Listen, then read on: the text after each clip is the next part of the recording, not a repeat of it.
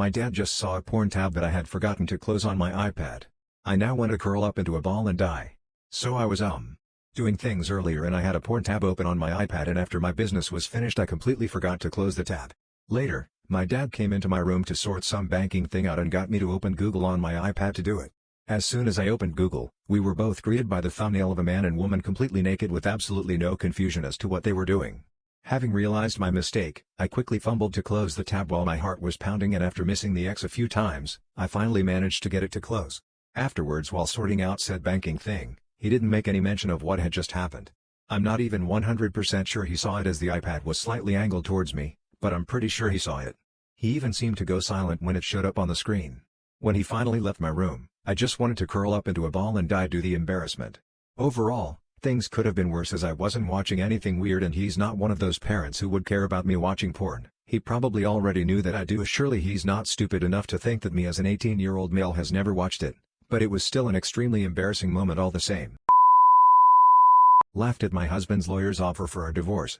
Long story short, my ex-husband and I separated in 2012 and I found out that I was pregnant with our second child the same day.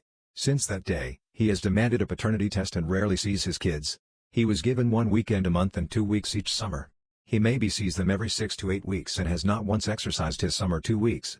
We were supposed to have court this week and my attorney called and said it has been postponed, but they had laid an offer on the table, $5,000 for the house I invested, over $30,000 in, and no spousal support after child support is recalculated. My attorney and I laughed hysterically and he is currently working on my counter-offer. For context, I found out that X was soliciting women on another social media platform and had actually purchased some one-on-one time with a few on another. When confronted, he said I was the one with the problem with it, so I needed therapy. Just needed to vent at the utter audacity. After having an open marriage for years, I want to close the marriage. Me 25M and my wife 35F are currently in an open marriage. We've been together for 7 years in total and we got married when I turned 20, so we've been married for 5 years. 3 years ago, I cheated on her with an ex-close friend and she told me that she wanted an open marriage. I didn't mean to cheat, so I felt guilty and agreed. Ever since then I feel like I regret my decision. I didn't really like intimacy before I cheated, but after that I feel like my sex drive was completely killed off, so it wasn't like I was going to go out with any women or men. Meanwhile my wife goes on dates and one-night stands often, which means I'm usually alone. I don't go out very often and I don't have many friends of my own to see anyway. The friends that I did have aren't my friend anymore because I cheated on my wife and my wife was the one who introduced me to them. My job is work from home too, so I barely go out, and if I do it's only to do the groceries or do volunteer work. We occasionally have threesomes, but it's after my wife nagged me for hours and makes me feel guilty for cheating. I don't have a sex drive and I'm pretty much sex repulsed by now since I always end up crying for hours afterwards. But that's not the main reason why I regret the open marriage. My wife doesn't give me love at home anymore and she rejects my romance advances too. So I started to date too. It's only been 3 months of that though. I fell head over heads for this one guy I met at the gym. He's a bit older than me, 43, and he is super sweet and we go on dates often. He even understands that me when I explained my situation. But now I'm feeling guilty about it because I feel like I'm losing feelings for my wife. I wanted to live my wife again since she was my first relationship, but this guy is making me fall in love. It feels like 7 years of my life went down the drain anytime I go out with him, but I can't seem to help it. I want to close our relationship since I don't like the fact that my love for my wife that I've had for 7 whole years is wasting away for a guy I only know for 2 months. It feels like I'm cheating all over again. I might talk about it with my wife, but I'd. Also, the reason why I put cheating in quotes is because I was blackout drunk and couldn't even remember drinking that much, let alone the cheating. I've never been blackout drunk before that day, nor have I after that day, so I'm not sure. This morning I watched a woman die and I could have saved her life. I was in LaGuardia Airport for a flight super early this morning, around 1 a.m., and I went to the restroom right after security to see a woman collapse in front of me. She was at the sink and fell backwards and hit her head incredibly hard. I thought she was having a non-convulsive seizure, so I rolled her onto her side, then sprinted to the men's room where a janitor was cleaning. She called EMS and they took about 10 to 12 minutes to get there. Her eyes never closed, which can be common with seizures, and at first she was ragged breathing and had a light pulse, but about 5 minutes and I felt her pulse fade and couldn't hear her breathing.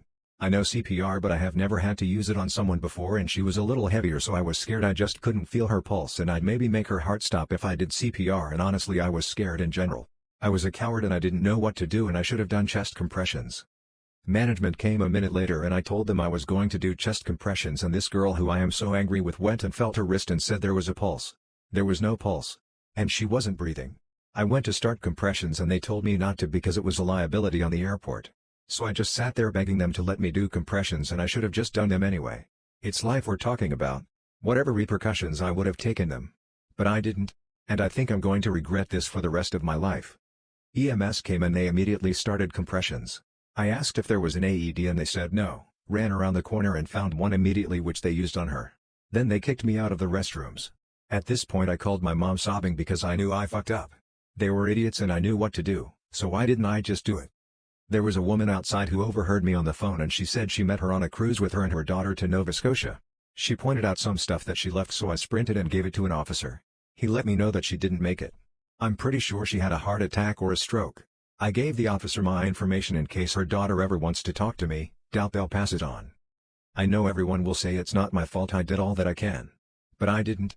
I didn't do anything, and now my hands smell like the soap in the bathroom and they smell like her, and it's horrible. I just don't know what to take away from this. I think I'll take another CPR class when I get home. What should I have done? Ignored management and saved her life, or follow the rules? I'm so angry and guilty and overwhelmed right now. My anniversary is 9/11, 24th is today, and I'm tired of people telling me I should change the date. For 20 plus years now people keep suggesting we change our anniversary date. No. Both of our birthdays are on 11, we're keeping September 11th. I don't know why it bothers people so much. I'm not being disrespectful or anything.